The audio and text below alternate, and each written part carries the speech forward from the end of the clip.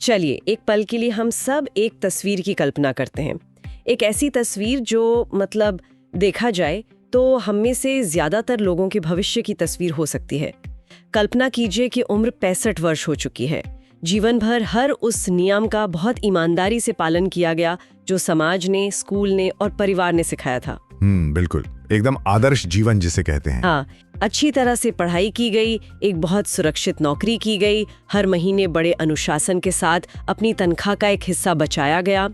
और अब मतलब 4 दशकों की इस कड़ी मेहनत के बाद आखिरकार बैंक खाते में एक बहुत बड़ी रकम जमा हो चुकी है। इंसान अब करोड़पति बन चुका है। लेकिन यहीं पर वो सबसे बड़ा कैच है। बिल्कुल, इस पूरी कहानी में एक बहुत ही गहरी और दुखद समस्या छिपी है। वो ये कि शरीर अब थक चुका है, जोड़ों में दर्द है और जवानी के दिनों में जो दुनिया घूमने के, ऊंचे पहाड़ों पर चढ़ने के या एकदम बेफिक्र होकर जीवन जीने के सपने थे ना, वह पूरी तरह धुंधले पड़ चुके हैं। क्योंकि उस संपत्ति का असली आनंद लेने का जो समय था, जो ऊर्जा थी, वो तो अब लगभग खत्म हो चुकी है। एकदम सही। और इस स्थिति को एक बहुत ही कड़वा नाम दिया गया है, व्हील चेयर में अमीरी। ये जो व्हील चेयर में अमीरी वाला विचार है ना, ये तस्वीर जितनी शक्तिशाली है उतनी ही डरावनी भी है। और सबसे हैरानी की बात यह है कि समाज इसे किसी विफलता की तस्वीर नहीं मानता। अरे बिल्कुल नहीं, समाज तो इसे सफलता मानता है। हाँ, यही तो विडंबना है। ये उस योजना की तथाकथित सफलता की तस्वीर है जिसे हमारे दिमाग में एक आदर्श के रूप में बिठाया गया है। इस रास्ते को धीमी गति वाला रास्ता या स्लो लेन कहा जाता है। हमें बचपन से जो सिखाया जाता है कि धीरे धीरे और सुरक्षित तरीके से अमीर बनो, उसका सीधा सा गणितीय परिणाम यही होता है कि इंसान बूढ़ा होने पर ही अमीर बन पाता है। मतलब भविष्य को सुरक्षित करने की अंधी दौड़ में हम अपने जीवन के सबसे बेहतरीन, सबसे ऊर्जावान साल एक दफ्तर की 4 दीवारी में कुर्बान कर देते हैं। बिल्कुल, और वो भी सिर्फ इस उम्मीद में कि जीवन के अंतिम कुछ वर्षों में शायद थोड़ी आजादी मिल सके। और मुझे लगता है यही वो सबसे बड़ा भ्रम है जिसे तोड़ना आज के हमारे इस गहन अध्ययन का मुख्य उद्देश्य है। आज हम एमजे डिमार्को की एक बेहद प्रभावशाली किताब द मिलियनेयर फास्ट लेन के विचारों की गहराइयों में उतर रहे हैं, जो कि एक बहुत ही शानदार और आंखें खोल देने वाली किताब है। सच में हमारा मिशन महज कुछ आर्थिक नीतियां समझना नहीं है, बल्कि उस पूरे ढांचे पर सवाल उठाना है जो समय और पैसे को एक ही धागे में बांधता है। ये गहन अध्ययन इस बात पर केंद्रित है कि कैसे समय और पैसे के इस पारंपरिक रिश्ते को तोड़ा जा सकता है, ताकि युवावस्था में ही जब शरीर में ऊर्जा हो तब सच्ची आर्थिक स्वतंत्रता हासिल की जा सके। इस चर्चा की नींव में ये समझना सबसे जरूरी है कि असल में दौलत है क्या। समाज ने दौलत की परिभाषा को सिर्फ कागजी नोटों या बैंक के आंकड़ों तक सीमित कर दिया है। हाँ, जो कि बहुत ही संकीर्ण नजरिया है। बिल्कुल, डिमार्को अपनी किताब में ये स्पष्ट करते हैं कि दौलत कोई ऐसी मंजिल नहीं है जहां जीवन के अंत में पहुंचा जाए। दौलत मुख्य रूप से 3 चीजों का संगम है: पारिवारिक या सामाजिक रिश्ते, स्वास्थ्य और स्वतंत्रता। स्वतंत्रता। हाँ, और जब हम स्वतंत्रता की बात करते हैं तो लोग पैसे के मामले में मुख्य रूप से 3 अलग-अलग रास्तों का चुनाव करते हैं। इन रास्तों के पीछे के मनोविज्ञान को समझे बिना हम आगे नहीं बढ़ सकते। तो चलिए इन तीनों रास्तों के पीछे की मानसिकता को समझते हैं। सबसे पहला रास्ता, जिसे लेखक ने फुटपाथ या कहें तो साइड वॉक का रास्ता कहा है। अगर मैं इसके मनोविज्ञान को देखूं तो ये वो रास्ता है जहां भविष्य नाम की कोई चीज होती ही नहीं है। एकदम सही, यहाँ इंसान सिर्फ आज के लिए जीता है। मनोविज्ञान की भाषा में इसे तुरंत संतुष्टि या इंस्टेंट ग्रेटिफिकेशन कहा जाता है। आमदनी चाहे कितनी भी हो, वो उसी गति से या शायद उससे भी तेज गति से खर्च हो जाती है। इस रास्ते की सबसे बड़ी पहचान यही है कि यहाँ वित्तीय योजना का पूरी तरह से अभाव होता है। जो लोग इस मानसिकता के शिकार होते हैं, उनका जीवन हमेशा एक तनवा से दूसरी तनवा के बीच झूलता रहता है। और यहाँ ना एक बहुत बड़ी गलतफहमी ये होती है कि लोग इसे कम आय की समस्या मानते हैं। मतलब उन्हें लगता है कि पैसा कम कमा रहे हैं इसलिए परेशानी है। हाँ, लेकिन असल में ये आय की समस्या नहीं है, बल्कि मानसिकता की समस्या है। कोई बहुत बड़ा अभिनेता ले लीजिए, कोई मशहूर खिलाड़ी या कोई लॉटरी जीतने वाला व्यक्ति भी अगर इस मानसिकता के साथ जीता है तो वो बहुत जल्द दिवालिया हो जाता है। बाप रे, ऐसे कितने ही उदाहरण हमने असल जिंदगी में देखे हैं। बिल्कुल देखें, क्योंकि वे लोग पैसे को संपत्ति बनाने का साधन नहीं मानते। वे इसे सिर्फ अपनी जीवन शैली का दिखावा करने और तुरंत खर्च करने की चीज मानते हैं। इस रास्ते पर चलने वाले हमेशा भारी कर्ज के बोझ तले दबे रहते हैं और अपनी आर्थिक स्थिति के लिए किस्मत या सरकार को दोष देते रहते हैं। मतलब ये तो एक तरह का आर्थिक अंधापन हुआ, जहाँ इंसान खाई की तरफ बढ़ रहा है लेकिन उसे सिर्फ अपने महंगे जूते दिखाई दे रहे हैं। बहुत ही सटीक उदाहरण है ये। अब उस दूसरे रास्ते पर विचार करते हैं जो सबसे ज्यादा दिलचस्प है, क्योंकि समाज का एक बहुत बड़ा हिस्सा, विशेषकर मध्यम वर्ग, इसी रास्ते को सबसे महान मानता है। ये धीमी गति वाला रास्ता या स्लो लेन है। इसकी रूपरेखा तो बहुत साफ है। अच्छे अंकों से पढ़ाई करो, सुरक्षित नौकरी लो, अपनी आय का 10% बचाओ और 40 साल तक इंतजार करो। हाँ, अपनी इच्छाओं को मारते हुए 40 साल तक लगातार काम करो और फिर 65 की उम्र में रिटायरमेंट का इंतजार करो। और यहीं पर इस किताब का सबसे तीखा प्रहार होता है। ये धीमी गति वाला रास्ता किनारे वाले रास्ते यानी फुटपाथ से बेहतर जरूर दिखता है, क्योंकि इसमें कम से कम भविष्य की एक योजना है, अनुशासन है। लेकिन अगर हम इसके पीछे के गणित को खोलकर देखें तो ये एक बहुत ही सीमित और जोखिम से भरा हुआ रास्ता है। लोग इसे सुरक्षित मानते हैं क्योंकि इसमें हर महीने एक तय रकम आती है। वो हर महीने आने वाली सैलरी का जो आराम होता है। बिल्कुल। लेकिन वे ये भूल जाते हैं कि इस रास्ते पर इंसान का अपने जीवन और अपनी आय के मुख्य कारकों पर कोई नियंत्रण नहीं होता। मैं इसे ऐसे सोच रही थी कि ये ना एक ऐसी व्यायाम मशीन या कहें तो एक ट्रेडमिल पर दौड़ने जैसा है, जहां इंसान दौड़ तो बहुत मेहनत से रहा है, वो पसीना भी बहा रहा है, पूरे अनुशासन के साथ हर दिन दौड़ने आ रहा है, लेकिन वो असल में कहीं पहुंच नहीं रहा है। एकदम सही। वो अपनी जगह से 1 इंच भी आगे नहीं बढ़ रहा है, क्योंकि उसकी कमाई पूरी तरह से उसके काम के घंटों से बंधी हुई है। मशीन की गति चाहे जितनी भी हो, इंसान की अपनी एक शारीरिक सीमा है जिसे वो पार नहीं कर सकता। ये ट्रेडमिल वाला जो उदाहरण आपने दिया है, ये इस व्यवस्था की असलियत को बिल्कुल सटीक रूप से दर्शाता है। और इस ट्रेडमिल की सबसे भयानक बात यह है कि इसका कंट्रोल पैनल इंसान के अपने हाथ में नहीं होता, किसी और के हाथ में होता है। हाँ, डिमार्को इस गणितीय खामी को अनियंत्रित और सीमित प्रभाव का नाम देते हैं। जब कोई व्यक्ति अपनी जिंदगी के सबसे ऊर्जावान 5 दिन यानी सोमवार से शुक्रवार किसी और के सपनों को पूरा करने के लिए बेचता है, महज इसलिए ताकि उसे वीकेंड के 2 दिन की आजादी मिल सके, तो वो एक ऐसा सौदा कर रहा है जिसमें घाटा तय है। मतलब ये समय का एक बहुत ही बुरा निवेश है। लेकिन एक मिनट, यहाँ इस विचार पर मुझे लगता है थोड़ा रुककर सोचने की जरूरत है। बताइए। क्या पारंपरिक शिक्षा और एक सुरक्षित नौकरी को सीधे तौर पर धोखा, या जैसा कि लेखक कहते हैं एक आपराधिक व्यापार, कहना बहुत कठोर विचार नहीं है? मतलब आखिर हमारे माता पिता, हमारे स्कूल और पूरा सामाजिक ढांचा तो हमें यही सिखाता है कि जीवन जीने का यही एकमात्र जिम्मेदार तरीका है।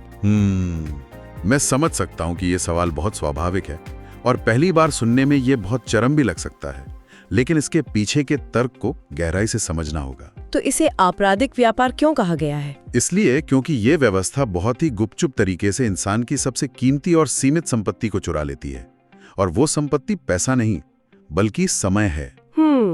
समय। देखिए, धीमी गति वाले रास्ते का बुनियादी गणित ही कमजोर है। इस रास्ते पर किसी भी व्यक्ति की कमाई मुख्य रूप से 2 ही चीजों पर निर्भर करती है, उसकी प्रति घंटे की कीमत और उसके काम के घंटे।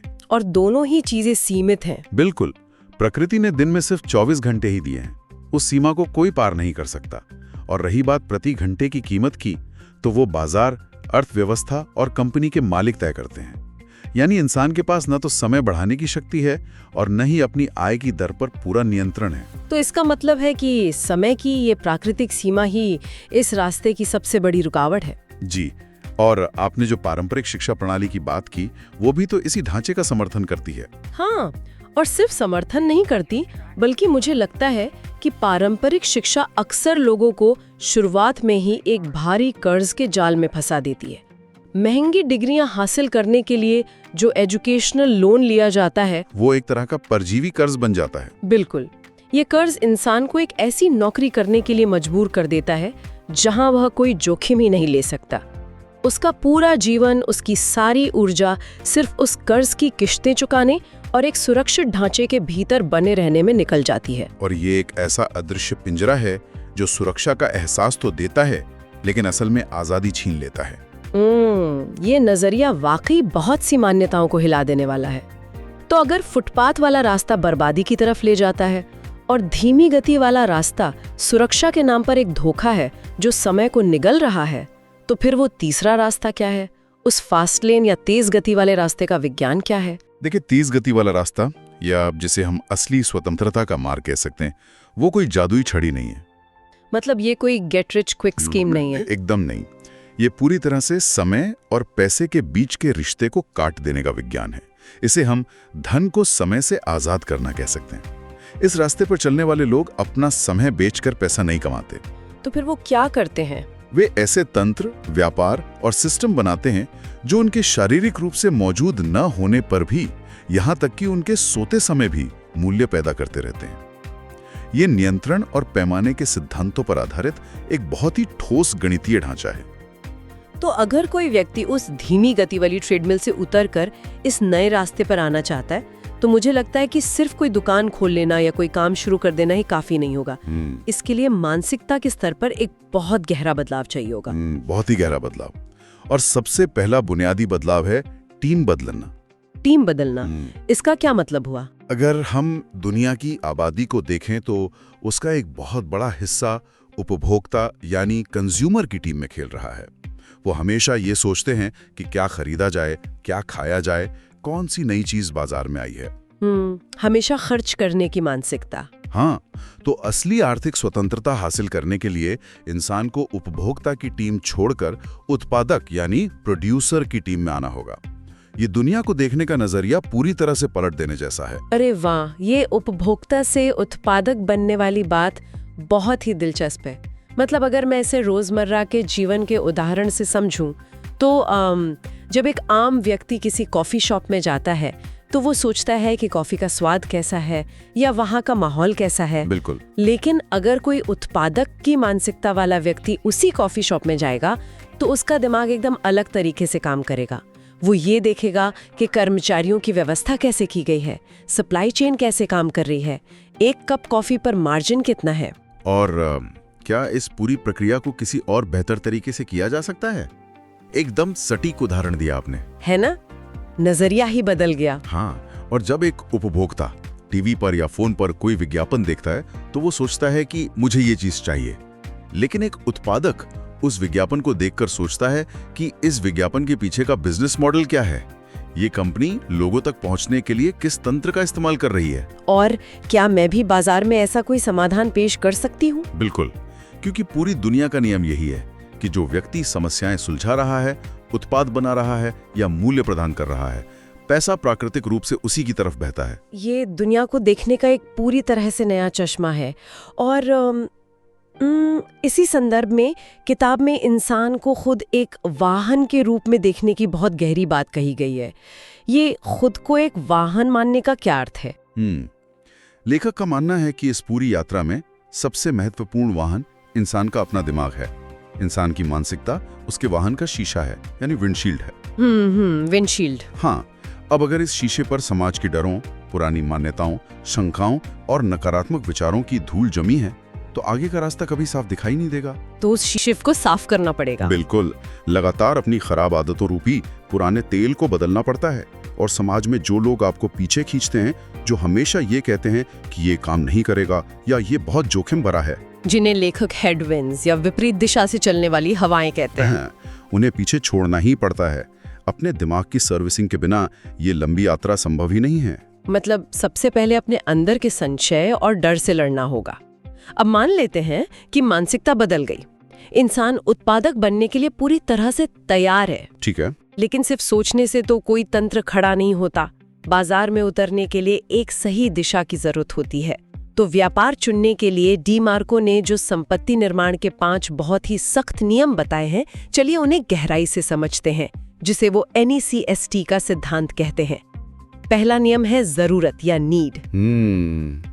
यह नियम पूरी नींव है। आज के समय में बहुत से लोग ये सोचकर कोई काम शुरू करते हैं कि मुझे क्या पसंद है या मेरा पैशन क्या है। लोग अपने शौक को व्यापार बनाना चाहते हैं। हाँ, आजकल ये बहुत चलन में है कि फॉलो योर पैशन। बिल्कुल, लेकिन बाजार बहुत ही निर्मम होता है। बाजार को इस बात से कोई फर्क नहीं पड़ता कि किसी व्यक्ति को क्या पसंद है या उसके शौक क्या हैं। बाजार केवल एक चीज को महत्व देता है, और वो क्या है? कि क्या वह उत्पाद या सेवा उसकी किसी बड़ी समस्या को हल कर रही है, क्या वो जीवन को आसान बना रही है। अगर कोई व्यापार लोगों की किसी सच्ची जरूरत को पूरा कर रहा है, तभी वह सफल हो सकता है।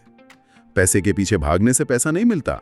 पैसा असल में लोगों की समस्याओं को सुलझाने का एक परिणाम मात्र है। ये बात तो बहुत स्पष्ट कर देती है कि व्यापार में स्वार्थ की नहीं बल्कि सेवा की भावना होनी चाहिए। बाजार ये देखता है कि आप उसके लिए क्या कर रहे हैं। एकदम सही। दूसरा नियम है प्रवेश या एंट्री, यानी उस व्यापार में उतरना कितना आसान या मुश्किल है। अब अगर हम सामान्य तर्क से सोचें तो लगेगा कि व्यापार ऐसा होना चाहिए जिससे शुरू करना आसान हो, लेकिन लेखक इसका उल्टा कहते हैं। हाँ, और यही वो जगह है जहां ज्यादातर लोग धोखा खाते हैं। मानव स्वभाव हमेशा आसान रास्तों की तलाश में रहता है। बिल्कुल। लेकिन अर्थशास्त्र का नियम यह है कि अगर किसी भी व्यापार को शुरू करना बहुत आसान है, जहां कोई भी व्यक्ति किसी भी दिन बिना किसी विशेष ज्ञान या मेहनत के उस काम में उतर सकता है, तो वहां बहुत जल्द भीड़ जमा हो जाएगी। और जहां भीड़ होगी वहां प्रतियोगिता इतनी भयंकर हो जाएगी कि मुनाफा लगभग शून्य हो जाएगा। एकदम सही। इसलिए व्यापार में प्रवेश के रास्ते में रुकावटें होनी चाहिए, बैरियर्स टू एंट्री होनी चाहिए।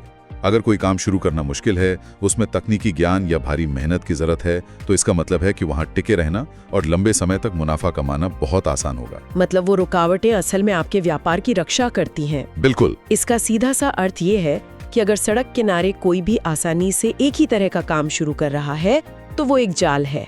अब तीसरे नियम पर आते हैं, नियंत्रण या कंट्रोल।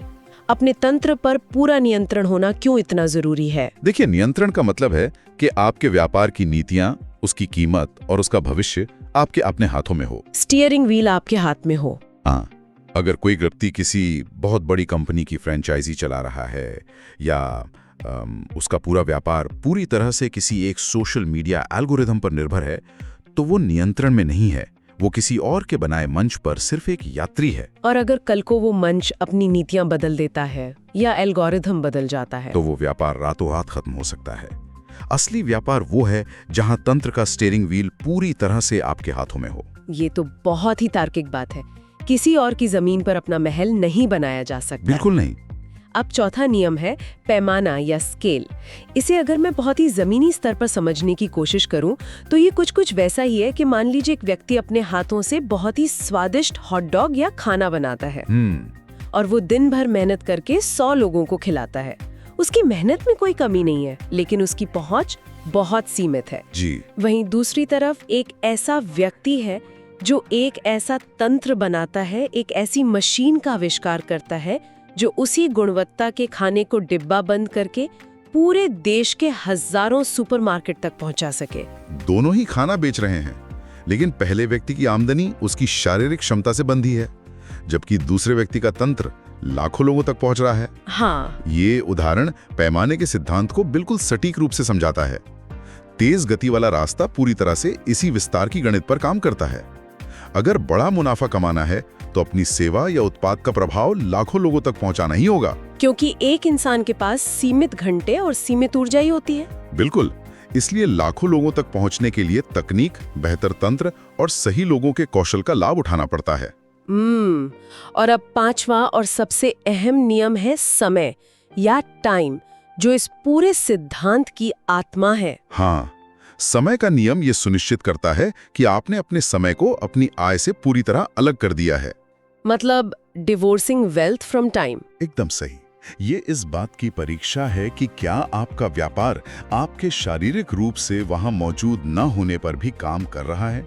जब आप सो रहे हों, जब आप यात्रा पर हों, तब भी क्या वो तंत्र बिना रुके मूल्य पैदा कर रहा है। यही पैसिव इनकम या निष्क्रिय आय का असली रूप है। जी।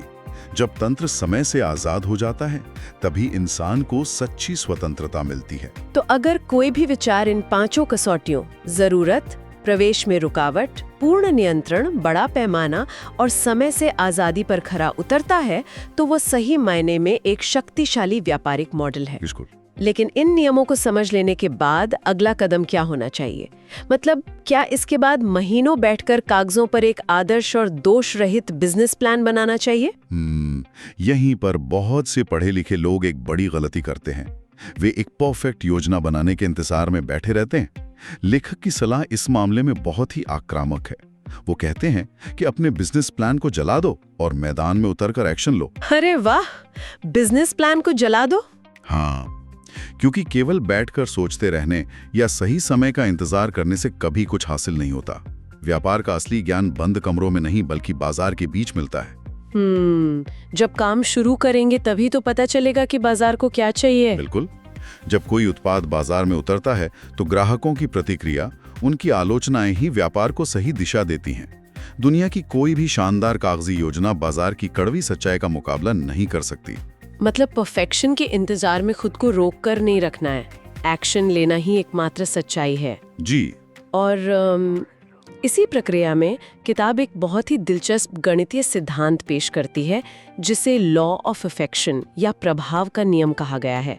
ये विचार क्या है? देखिए, ये नियम पूरी तरह से इस बात पर आधारित है कि पैसा असल में मूल्य प्रदान करने का एक इनाम है। ये नियम कहता है कि सफलता इस बात से तय होती है कि आप कितने बड़े पैमाने पर लोगों के जीवन को प्रभावित कर रहे हैं या आप कितनी गहराई से किसी की बड़ी समस्या को सुलझा रहे हैं, तो भी वो सफल होगा। और अगर वो कुछ हजार लोगों की कोई बहुत ही गंभीर समस्या सुलझाता है तो भी वो सफल होगा। समाज में जो जितना बड़ा मूल्य जोड़ेगा वो उतनी ही बड़ी दौलत का निर्माण करेगा। ये विचार तो दौलत को देखने के नजरिए को पूरी तरह से बदल देता है। ये कोई लालच का खेल नहीं है, बल्कि यह समस्याओं को सुलझाने का विज्ञान है। एकदम सही बात है।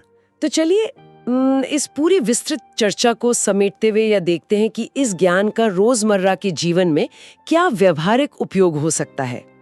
कोई व्यक्ति आज से ही क्या बदलाव ला सकता है? सबसे पहला और सबसे महत्वपूर्ण कदम है अपने जीवन में समय का ऑडिट करना।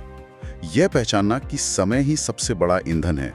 समाज हमें पैसे बचाना सिखाता है, लेकिन असल में हमें समय बचाना सीखना चाहिए। हम अक्सर चंद पैसे बचाने के लिए अपना कई घंटों का कीमती समय बर्बाद कर देते हैं। बिल्कुल, उन सारे फालतू के कामों से, जैसे बिना मतलब टीवी देखना या वीडियो गेम खेलना, वहां से समय बचाकर उसे अपनी शिक्षा, नए कौशल सीखने और एक उत्पादक तंत्र बनाने में लगाना चाहिए।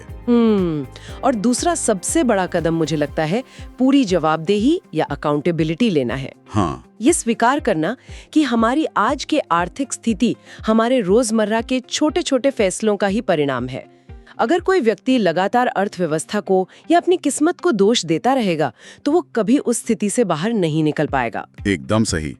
अपने जीवन रूपी वाहन का स्टीयरिंग व्हील अपने ही हाथों में लेना होगा। उसे समाज के बनाए गए रास्ते के भरोसे नहीं छोड़ा जा सकता।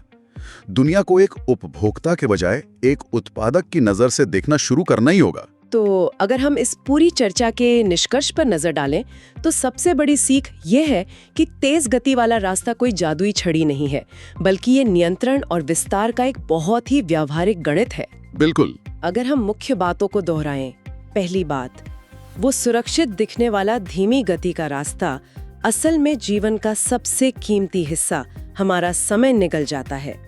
दूसरी बात, दुनिया में अमीर बनने के लिए उपभोक्ता की मानसिकता को छोड़कर उत्पादक बनना ही होगा। तीसरी बात, कोई भी व्यापार तभी सफल होता है जब वो लोगों की किसी बड़ी जरूरत को हल करता है। और चौथी बात, अपने समय और पैसे के बीच की उस कड़ी को तोड़ना ही सच्ची आजादी है। हाँ, और ये वो सिद्धांत हैं जो किसी भी इंसान को आर्थिक रूप से आजाद करने की क्षमता रखते हैं। ये विचार वाकई बहुत ही शक्तिशाली हैं। अब इस चर्चा को समाप्त करने से पहले श्रोताओं के लिए एक ऐसा विचार जो शायद मन में हलचल पैदा कर दे, जिस पर गौर करना बहुत जरूरी है। बताइए। समाज जिस रास्ते को सबसे सुरक्षित और समझदारी भरा मानता है, यानी 40 साल तक एक ही दिनचर्या में बंधे रहना और रिटायरमेंट के लिए पाई जोड़ना, क्या वास्तव में वही जीवन का सबसे बड़ा और सबसे खतरनाक जुआ नहीं है? जुआ कैसे? क्योंकि इस पूरे ढांचे में इंसान इस अंधी उम्मीद पे अपना आज कुर्बान कर रहा है कि 65 साल की उम्र में जब वो उस पैसे को खर्च करने बैठेगा तब उसका स्वास्थ्य, उसका समय और अर्थव्यवस्था सब कुछ उसके पक्ष में होगा। ये एक ऐसा जुआ है जिसमें दांव पर इंसान का पूरा जीवन लगा है। जरा गहराई से सोचिएगा इस पर। बाप रे, ये एक ऐसा विचार है जो सच में इंसान को ये सोचने पर मजबूर कर देता है कि जिसे वो सुरक्षा समझ रहा है, कहीं वही उसका सबसे बड़ा जोखिम तो नहीं है? बिल्कुल। इस ज्ञानवर्धक सफर में हमारे साथ जुड़ने के लिए धन्यवाद। Subscribe to our channel to listen to the next part and explore more powerful, life-changing books on our channel.